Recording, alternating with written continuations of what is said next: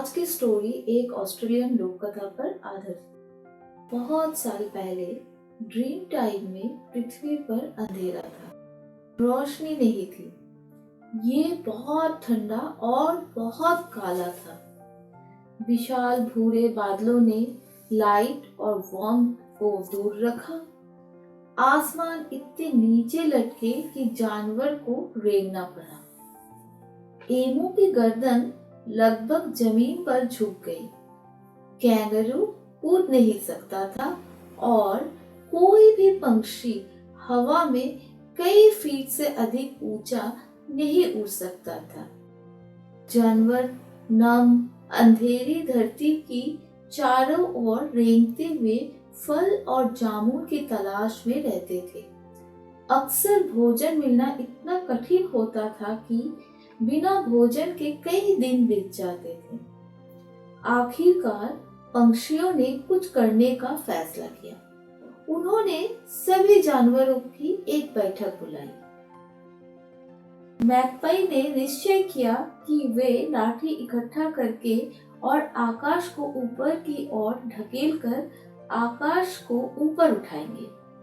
सभी जानवर सहमत थे कि ये एक अच्छा विचार था और उन्होंने लाठी इकट्ठा करना शुरू कर दिया।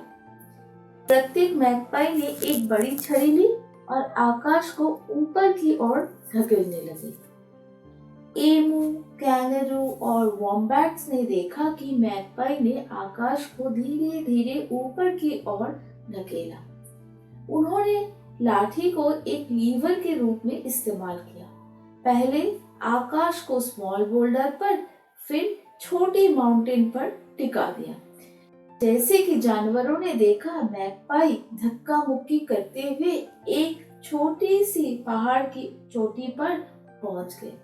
पृथ्वी अभी भी बहुत अंधेरा था, लेकिन कम से कम एमू सीधा हो सकता था। जब तक वे पूरे देश में सबसे ऊंचे पर्वत तक नहीं पहुंच गए, तब तक मैकपाई आकाश को ऊंचा और ऊंचा ढकेलते रहे।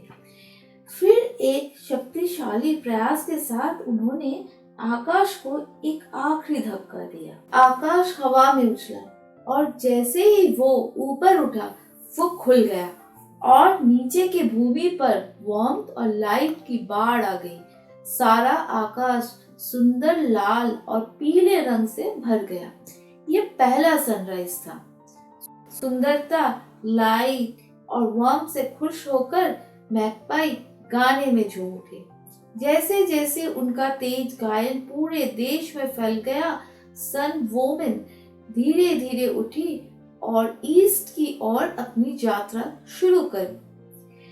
वो प्रत्येक सुबह जब सन वुमन पूर्व से जागती है, तो वो मशाल तैयार करने के लिए एक आग जलाती है, जिसे वो हर दिन आकाश में ले जाती है। ये फायर ही है जो भोर का पहला लाइट प्रदान करती है। फिर वो अपनी मशाल उठाती है और आकाश में अपनी डेली यात्रा शुरू करती है। जब वो दुनिया के वेस्टर्न छोर पे पहुंचती है, तो वो अपनी जलती हुई मशाल को बुझा देती है।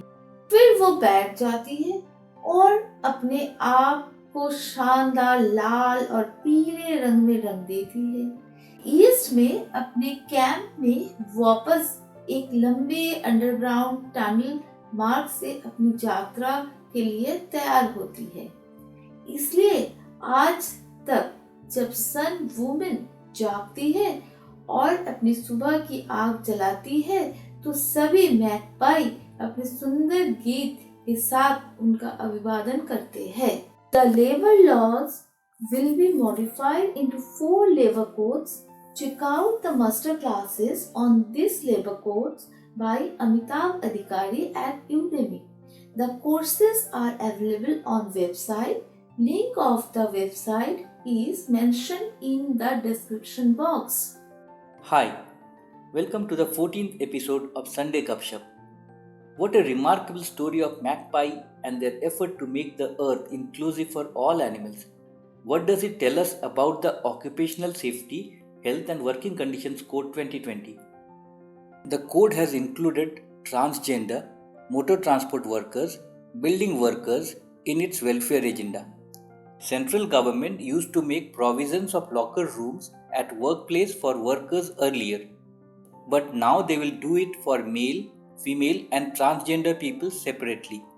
They will make rules for medical facilities at operating centers for motor transport workers. Most interestingly, they can make rules for temporary accommodation free of cost to building workers in worksite or nearby. The employer will demolish temporary structure after the work is complete, return land obtained to the municipal board or other local authority that has allotted the land. Do you find these provisions inclusive enough? Let's blog.